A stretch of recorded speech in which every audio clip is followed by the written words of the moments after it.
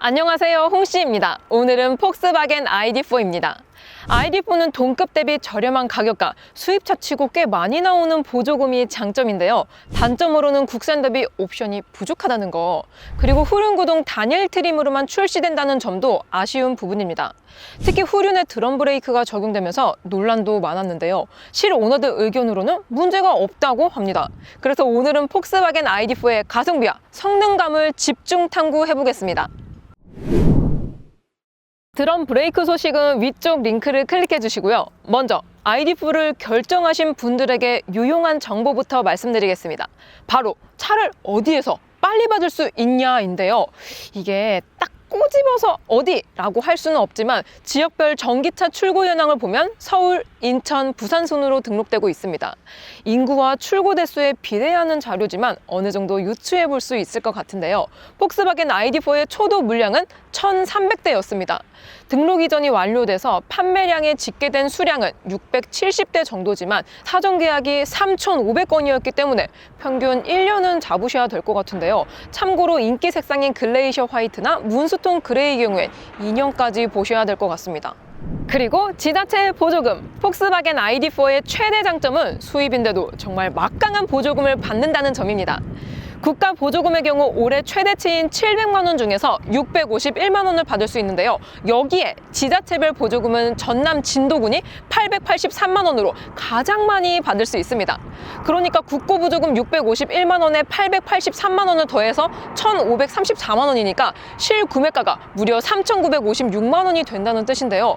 보급이 빨랐던 부산의 경우에는 325만 원, 인천은 334만 원, 그리고 서울과 세종은 186만 원으로 전국 최저 수준이었습니다. 그리고 하나 더 알아두셔야 될 게 있는데요. 지자체 보조금을 받는 경우 출고된 지역에서 2년 이상 운행을 해야지 거주지 이전을 할 수 있습니다. 근데 울산과 제주는 이게 안 돼서 반발이 좀 있다고 해요. 폭스바겐 ID4는 순수 전기차라는 타이틀답게 전기차 전용 플랫폼으로 만들어졌습니다. 바로 MEB 플랫폼인데요. 이 MEB 플랫폼은 후륜구동 베이스의 4륜구동 시스템으로 모듈형 디자인과 멀티셋 타입으로 구성되어 있습니다. 그래서 해치백, SUV, 세단, 밴 등 다양한 세그먼트를 구현할 수 있다는 게 특징인데요. ID4 이외에도 아우디 Q4 e-tron, Q4 e-tron 스포트백에도 동일하게 사용이 됐습니다. 여기에 배터리도 LG 거가 똑같이 들어가는데요. Q4의 평균 가격이 약 6,520만 원 정도니까 좀 과장하자면 1,000만 원이나 싸게 아우디를 느낄 수 있다라고 할 수 있습니다. 근데 주행거리와 전비면에선 ID4가 오히려 높고요. Q4의 경우 전비와 저온 상온의 주행 가는 거리 차이 때문에 보조금도 0%에서 50% 수준이니까 실구매가 면에선 ID4가 경제적으로 보입니다. 일단 집안 정리는 하고 나온 거예요. ID4의 경쟁차는 체급상으론 아이오닉5, EB6, iX3와 EQB 정도입니다. 근데 iX3나 EQB는 스펙을 떠나서 실구매가 기준으로 거의 2,600만 원 정도 차이가 나기 때문에 실제로는 폴스타2, GB60, 그리고 EQA를 보시는 분들이 많습니다. 먼저 수입차들의 경우 거의 단일 트림으로만 형성이 되어 있고 이건 ID4도 마찬가지입니다. 모터 방식부터 선택의 다양성에 있는 건 역시나 국산차인데요. EWD 기준으로 배터리 용량은 ID4가 가장 큽니다.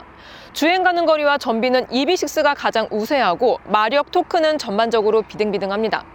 보조금은 아이오닉5와 EB6가 최대치인 900만 원을 받을 수 있기 때문에 경쟁력이 좋고요. 수입에서는 ID4와 폴스타2가 국산에 준하는 가격대인 게 눈에 띕니다. 자, 그래서 폭스바겐 ID4 옵션은 어떠냐? 일단 ID4의 주요 외장 옵션으로는 다이내믹 턴 시그널이 포함된 전후면 LED 라이트와 20인치 휠이 있습니다. 실내에선 12인치 디스플레이, 앰비언트 라이트, 무선 충전 시스템, 앞좌석 전동 메모리 시트, 여기에 열선과 마사지도 포함이 되고요. 그리고 파노라마 글래스 루프도 들어갑니다. 안전 편의 옵션으로는 어댑티브 크루즈 컨트롤, 전방 추돌 경고 등의 ADAS, 360도 에어 리어뷰, 전동식 파워 트렁크와 이지 오픈 클로즈 등이 있습니다. 전체적인 구성면에선 생각보다 괜찮네 싶은 수준을 맞췄습니다. 그럼 ID4를 기준으로 아이오닉5와 EB6의 옵션을 맞춰보면 아이오닉5는 롱레인지 프레시지 트림에 20인치 알로이 휠 앤 미쉐린 타이어, 파킹 어시스트를 더해서 6,080만 원이 나오고요. 실구매가는 약 5,180만 원 정도가 나옵니다. EB6는 롱레인지 에어 트림에 드라이브 와이즈, 컴포트, 프리미엄, 와이드 썬루프, 20인치 휠을 더해서 5,030만 원이 나오는데요. 국산차 전기차가 기본가는 저렴하지만 동등한 옵션 수준에선 350만 원 정도의 차이가 납니다. 물론 그럼에도 불구하고 ID4에는 몇 가지 옵션이 없거나 수준 이하인데요. 이걸 치명적으로 받아들이시는 분들도 계십니다. ID4는 프로 단일 트림으로만 출시가 됐기 때문에 지금 보시는 옵션과 인테리어는 전차종 동일합니다. 먼저 전동, 메모리, 열선, 마사지까지 4인온으로 지원되는 시트는 가격 대비 오버스펙인 것 같긴 하지만 통풍이 없습니다. 물론 시트에 이렇게 스웨이드도 많이 적용이 됐고 착자감도 좋지만 5천만 원짜리 차에 통풍이 없는 건 좀 불리할 것 같습니다. 다음으로 3.5인치 콕핏 클러스터. 요건 사이즈에서 아기자기하다, 컴팩트하다 라는 의견도 있지만 장난감 같다, 너무 작다 라는 평이 엇갈리고 있습니다. 그래도 주행거리나 배터리 상태와 같이 필요한 건 전부 다 표시가 되고 있습니다. 그리고 우측의 칼럼식 기어 셀렉터도 신선한 도전이긴 한데요. 확실히 처음엔 좀 낯설긴 합니다. 솔직히 주차할 때 말고는 만질 일이 거의 없긴 하니까 요거는 이해가 가능할 것 같아요. 그리고 문제의 12인치 모니터. 크기는 일단 시원하고 인터페이스도 꽤 괜찮은 것 같습니다. 그런데 안드로이드 오토가 유선 연결이라는 거. 앱이 없는 거야 실사용성이 떨어지니까 그렇다 쳐도 선을 꽂아서 써야 한다는 건 구색이 좀 안 맞는 것 같습니다. 그 외에 디자인 사양으로는 블랙, 브라운, 인조가죽 투톤 인테리어와 센터페시아 중심부와 도어 쪽에 들어오는 앰비언트 라이트, 이건 30가지예요.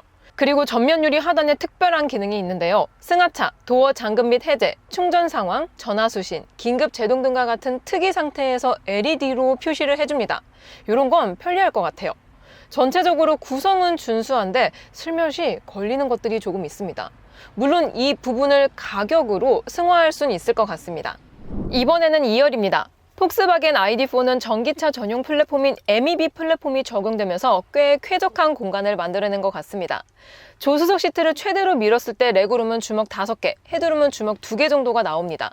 시트 리클라이닝 각도가 적당해서 편안한 것 같고요. 특히 이 파노라마 선루프가 정말 시원합니다.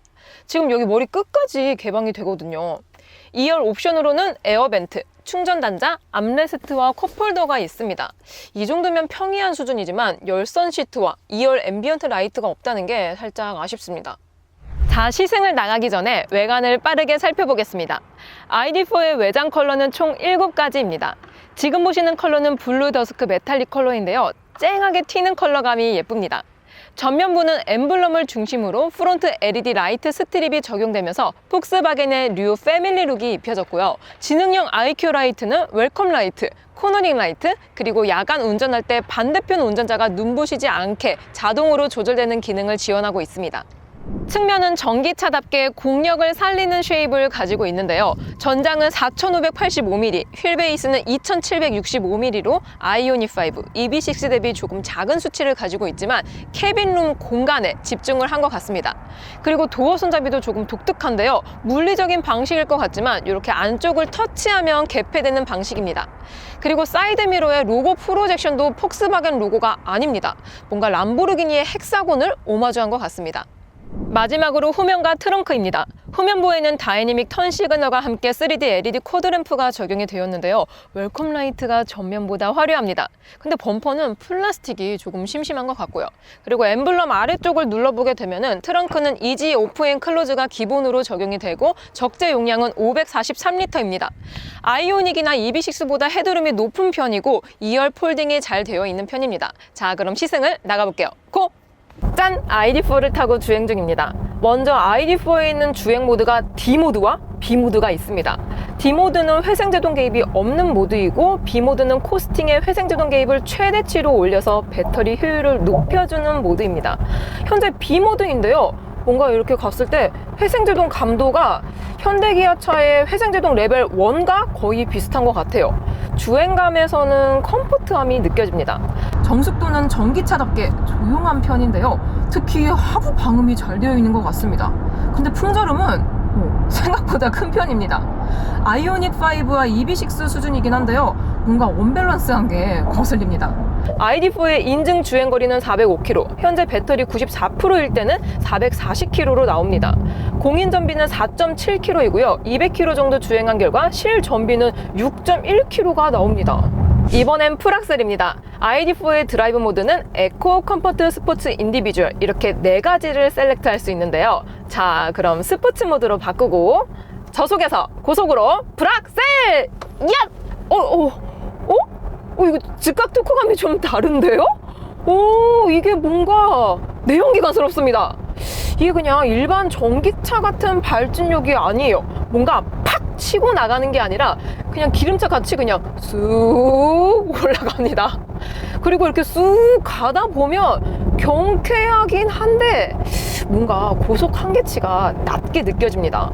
폭스바겐 ID4는 내연기관 환산 시 201마력의 31.6토크입니다. 동급들 중에서 출력이 가장 낮은데요. 일상 영역에만 맞춰진 것 같습니다. 이렇게 다시 한번 이렇게 밟아봐도 우와! 충분하긴 해요. 충분하긴 한데 확실히 뭔가 팍 치고 나가는 게 없어. 이게 가만 보면 전기차 특유의 이질감이 없긴 하거든요. 그래서 전기차 입문용으로는 좋을 것 같습니다. 괜찮아요. 자, 드디어 제동력입니다. 폭스바겐 ID4는 후륜의 드럼 방식의 브레이크가 적용돼서 논란이 많았습니다. 이것 때문에 많은 분들이 지적도 하시고 논쟁도 벌어졌는데요. 원가 절감 여부를 떠나서 지금부터 저는 긴급 상황이 아닌 일상 영역 내에서의 테스트를 해보겠습니다. 참고로 저도 자차가 구형이라 이 드럼 브레이크를 6년째 타고 있습니다. 자, 그럼 회생제동 개입이 없는 D모드로 저속에서의 브레이크감. 페달이 쑥 하고 들어갑니다. 제가 알던 그런 무게감이 아닌데요. 다시 한번 밟아봐도 이거 제가 좀 찾아봤더니 발멀미 난다, 발땀 난다 하시는 분들이 꽤 계시는데요. 묘사를 하자면 뭔가 재채기를 이렇게 하려다가 못하고 한숨이 나오는 이런 거 있잖아요. 아무튼 뭐 하루 이틀 타면 익숙해지긴 합니다. 근데 이게 왜 그런 거냐? 전기차는 말타기 현상이라고 하는 회생제동의 부자연스러움 때문에 거부 반응이 많았습니다. 이 ID4에서는 이 말타기 현상을 최대한 방지한 세팅을 했다고 하는데요. 그러한 맥락의 페달 세팅인 것 같습니다. 이게 쑥 들어간다고 해서 컨트롤이 안 되는 건 아니에요. 페달은 가볍고 담력은 후반인 거예요. 지금 엄청 미세하게 브레이크를 밟고 있는데요. 이렇게 브레이크 잡히는 게 느껴집니다.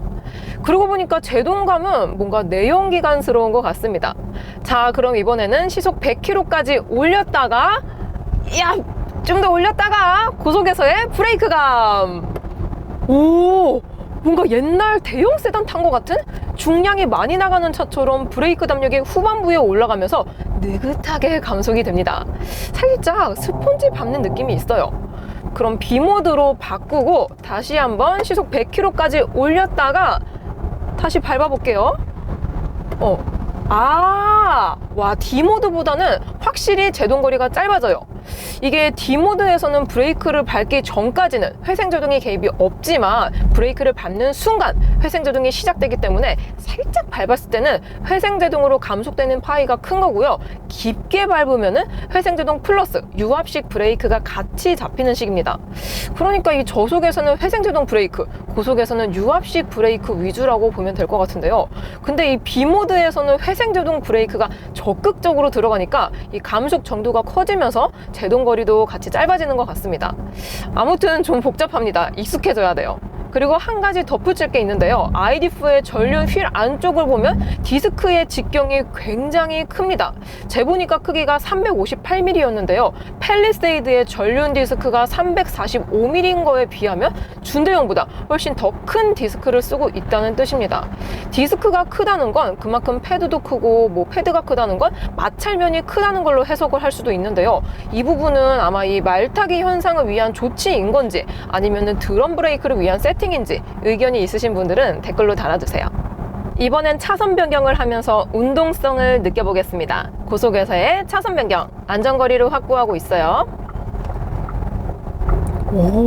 민첩합니다. 역시 독일 태생답게 횡운동력이 높습니다. 전기차 전용 플랫폼인 차들이 보통 이렇긴 한데요. ID4도 똑같으면서 좀 더 탄탄합니다. 자, 다시 한번 차선 변경을 해봐도 이 골프같이 차대 강성도 높고 안정적입니다. 확실히 국산 전기차랑 색채감이 좀 다르네요. 자, 마지막으로 승차감입니다. 방지턱을 넘으면서 2열 승차감을 느껴보도록 하겠습니다. 시속 30km로 방지턱을 넘어보았을 때 와, 역시 충격 감쇠가 다이내믹합니다. 야, 이게 독일차 특유의 단단한 승차감을 가지고 있으면서도 뭔가 소형급에서 느껴지는 퉁퉁 튀기는 승차감이 더해진 것 같은데요. 보시다시피 아이오닉5나 EV6보다는 뒷자리 승차감이 안 좋습니다.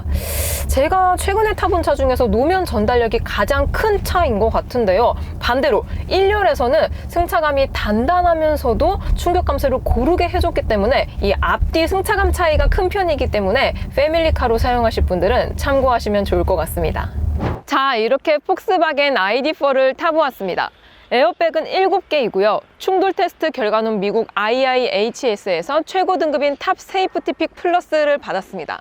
리콜 소식으로는 해외에서 배터리 셀 결함으로 한 건 있었지만 국내에선 아직이고요. 그 외에 후륜 드럼 브레이크 논란, 특히 국내 판매 모델 대상으로 통신 모듈을 제외해서 OTA 업데이트가 안 된다는 것에 대한 혹평이 있습니다.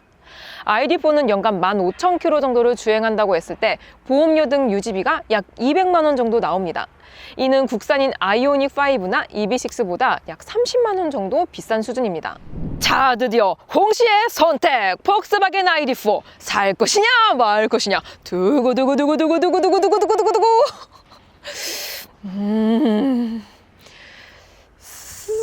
안 살 거예요. 일단 가격은 메리트가 있습니다. 독일 차가 국산에 준하는 가격대라는 게 상당히 매력적인데요. 디자인도 실제로 보면 빵빵한 게 정말 예쁩니다. 하지만 전기차는 국산. ID4가 국산에 준하긴 한다지만 세세하게 따져보면 국산 전기차의 주행거리나 옵션 조건이 더 좋습니다.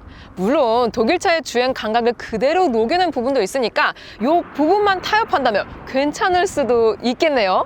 오늘도 저의 영상이 재밌고 도움이 많이 되셨다면 좋아요와 구독 그리고 알림 설정까지. 다음 시간에 또 뵐게요. 안녕. 빵!